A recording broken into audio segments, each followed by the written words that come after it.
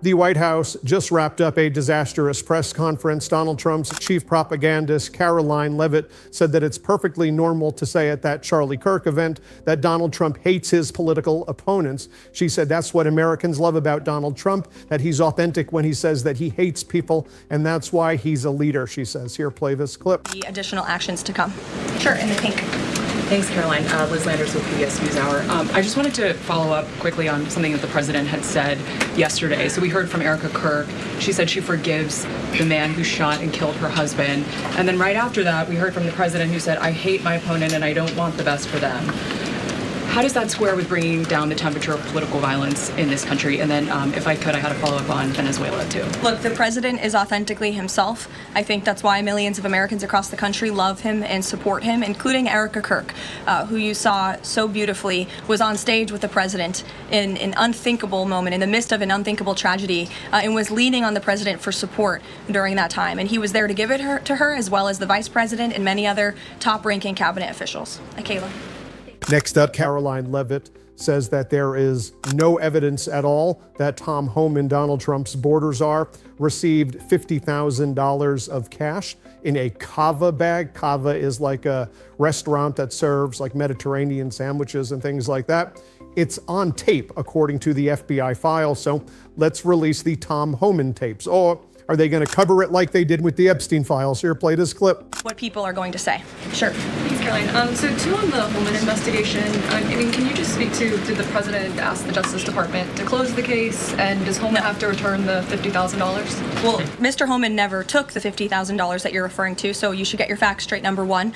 Number two, this was another example of the weaponization of the Biden Department of Justice against one of President Trump's strongest and most vocal supporters in the midst of a presidential campaign. You had FBI agents going undercover to try and entrap one of the president's top allies and supporters, someone who they knew very well would be taking a government position months later. Mr. Homan did absolutely nothing wrong, and even the president's Department of Justice, even Kash Patel's FBI, looked into this just to make sure. They had a number of different prosecutors and FBI agents who looked into this. They found zero evidence of illegal activity or criminal wrongdoing. In the White House and the president stand by Tom Homan 100% because he did absolutely nothing wrong, and he is a brave public servant who has done a phenomenal job in helping the president shut down the border. Next up, you have Caroline Leavitt being asked by a reporter that Donald Trump said during his inaugural address that never again will the immense power of the state be weaponized to prosecute political opponents. So isn't Donald Trump breaking that promise, is the reporter's question. And then Caroline Leavitt, in the ultimate gaslighting, says, nope, he's fulfilling that promise. She goes on to spread lies about former President Biden because that's what this regime does, and then says, nope, this is what we should be doing. Going after Donald Trump's political opponents is not weaponization. Here, play this clip. On exactly what that announcement entails. On a different topic, going back to the president's social media post from over the weekend regarding the DOJ and his seeming frustration that they hadn't taken action quickly enough. I want to point to something that the president said during his inaugural address. Never again will the immense power of the state be weaponized to persecute political opponents. We will not allow that to happen. Is the president going back on his promise? No. In fact, the president is fulfilling his promise to restore a Department of Justice that demands accountability. And it is not weaponizing the Department of Justice to demand accountability for those who weaponized the Department of Justice. And nobody knows what that looks like more than President Trump. We are not going to tolerate gaslighting from anyone in the media or from anyone on the other side who is trying to say that it's the president who is weaponizing the DOJ. It was Joe Biden and his attorney general who weaponized the DOJ. Joe Biden. Now, it should also be noted that Donald Trump's hand-picked top prosecutor for the Eastern District of Virginia found that there was no evidence to prosecute New York Attorney General Letitia James, to which Donald Trump then fired or forced out the Eastern District top federal prosecutor in Virginia. And then Donald Trump just appointed today his former personal lawyer, Lindsay Halligan. She's the one who goes through the Smithsonian and says there are too many exhibits on slavery. And now the order has been made to her to prosecute Donald Trump's political opponents after the prior prosecutor said there's absolutely no evidence to prosecute Trump's political opponents, Letitia James, Schiff, and Comey. Next up, you have Caroline Leavitt lying and saying that she secured, or that the United States and Trump has secured $9 trillion in investments for the United States. Again, this is just a totally false statement. Nothing even close to this has been secured. Last month, the United States ran about a $345 billion deficit for this past fiscal year, about a $2 trillion deficit more this year than last year under former President Biden. So if we brought in $9 trillion, Trump uses the number $17 trillion, there would be a surplus. Here, play this clip. NASDAQ is up more than 21% since Election Day. As part of President Trump's mission to restore America as the manufacturing superpower of the world, he has secured nearly $9 trillion in U.S. investment, nearly 9 times more than Biden attracted in his entire 4-year term. And we expect that number to be upwards of $15 trillion very soon. We're already seeing the initial economic benefits of these investments with industrial production recently. Next up, you have a reporter asking additional questions about New York Attorney General Letitia James and Trump ordering that she be prosecuted. You'll see how very matter-of-factly also the questions asked, like, okay, it's totally normal to prosecute your political opponents. And then Caroline Leavitt's like, well, you know, it's hypothetical. We haven't done it yet. Here, play this clip. Hear him talk about that tomorrow at the UN. Kristen. Thanks, Ryan. Just going back to this Letitia James story. What does President Trump plan to do if the Attorney General, Pam Bondi, tells him that there is not enough evidence to bring his political opponents' cases or to charge those cases? That's a hypothetical question, Kristen. That hasn't happened at this point. But we did see one U.S. attorney not be able to find enough evidence, and now they no longer have a job. Is that something that you would consider? Look, the president stands with Pam Bondi 100%. He made that clear this weekend. He answered questions from all of you last night on Air Force One. He said the same, and that's how he feels at this moment in time. Just one more thing on the Attorney General. Go ahead, Caroline, would the president support designating Russia as a sponsor of terrorism if it does return kidnapped Ukrainian children? And secondly, Then Caroline Leavitt brags about how Donald Trump issued an executive order preventing a strike from taking place at a golf course in Long Island for the Ryder Cup golf match because it is a priority of the regime that this golf tournament take place so that Donald Trump can watch golf this weekend. Here, play this clip. President Erdogan of Turkey for a bilateral meeting. And on Friday, the president will travel to Long Island for the Ryder Cup golf match between the United States and Europe. This event is one of the greatest sporting events in the world, and it would not be taking place this year without President Trump's help.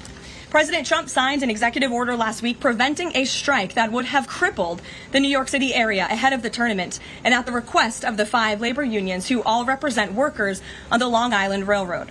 One of the greatest golfers in the world, Bryson DeChambeau, praised the president's critical intervention, saying, quote, "When the possibility of a strike threatened to disrupt transportation and attendance, President Trump stepped up and took the action needed to protect this world-class competition.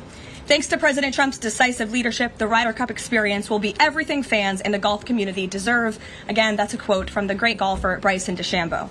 Now let's all hope the American Ryder Cup team can take home the trophy. In other news, another reporter asks a question about New York Attorney General Letitia James. Let's play it. But I don't have anything specific for you today. Sure, Selena. Thanks, Caroline. But the case against Letitia James was extensively investigated for 5 months, and President Trump's handpicked Attorney General Eric Siebert could not find any evidence that he committed a crime. So is the president saying here it doesn't matter if there's a crime, he just wants his political enemies to be charged? Well, let me just walk you through Letitia James. Letitia James completely abused her oath of office. Letitia James was actively and openly engaged in lawfare. You talk about weaponizing the Department of Justice. What was Letitia James's campaign slogan? It was prosecute Donald Trump. She was saying she was going to prosecute Donald Trump before she even knew if Donald Trump committed a crime, which of course we did not.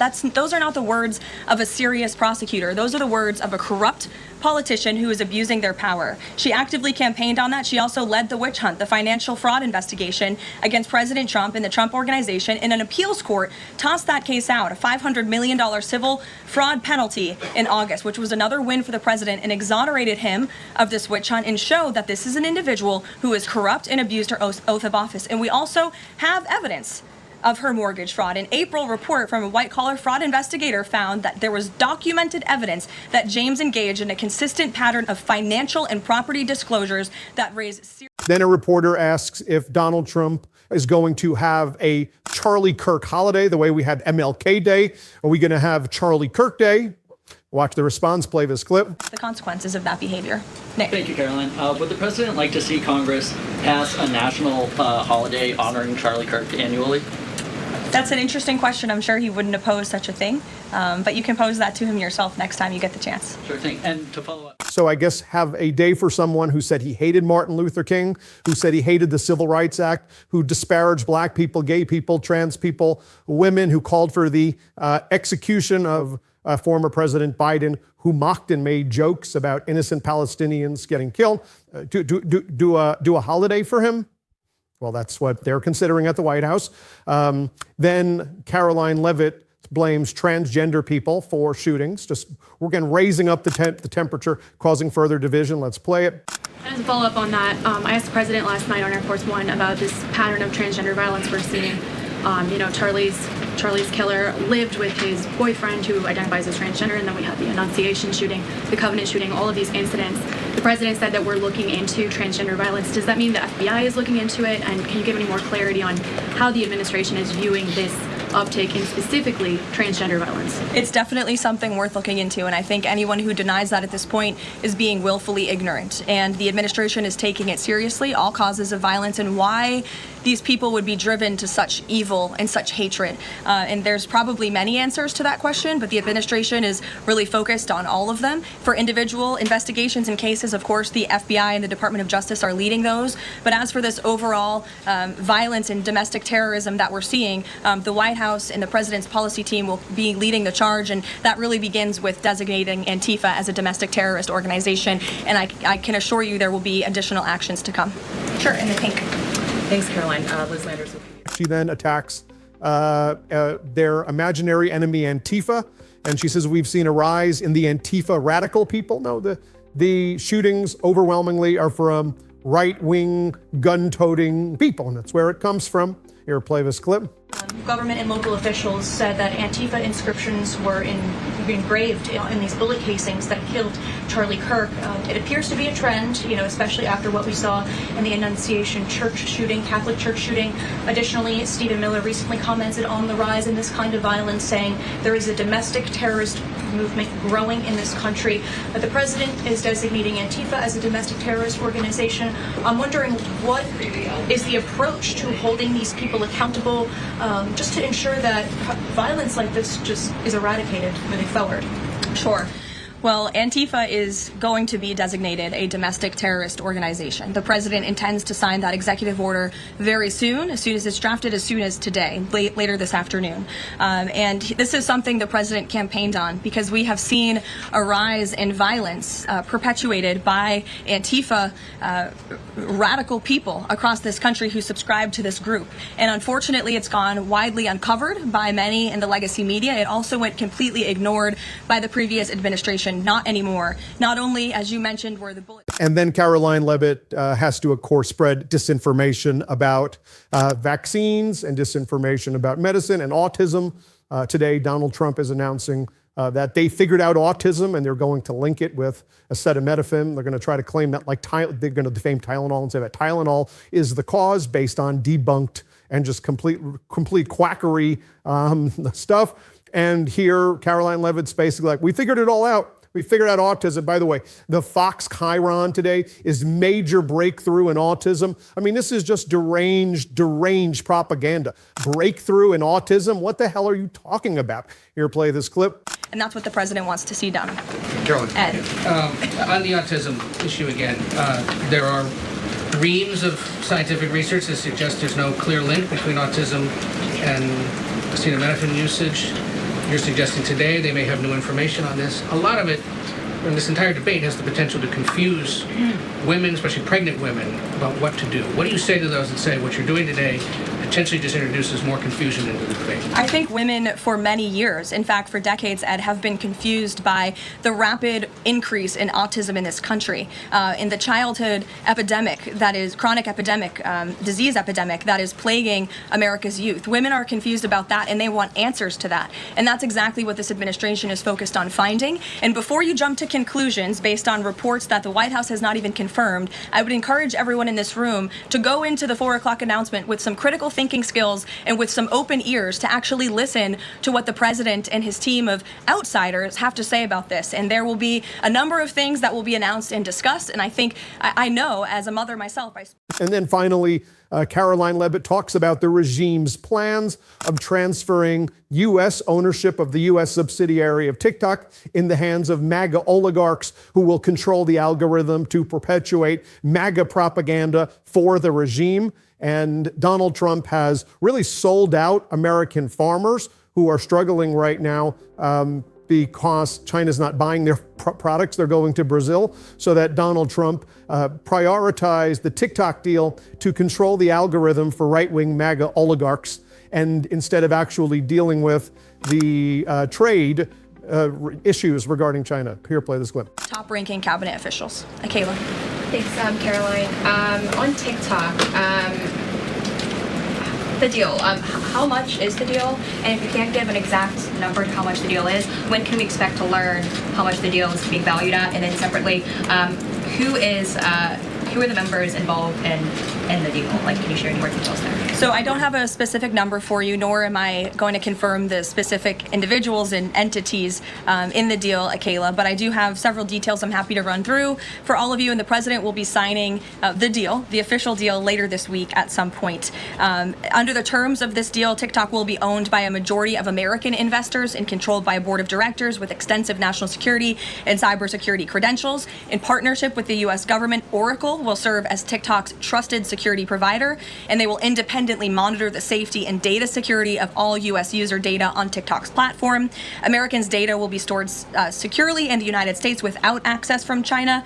All U.S. user data will be stored on servers operated by Oracle in the United States, protected from surveillance or interference by foreign adversaries. And the algorithm, I know this is a question many of you have had, will be secured, retrained, and operated in the United States outside of ByteDance's control.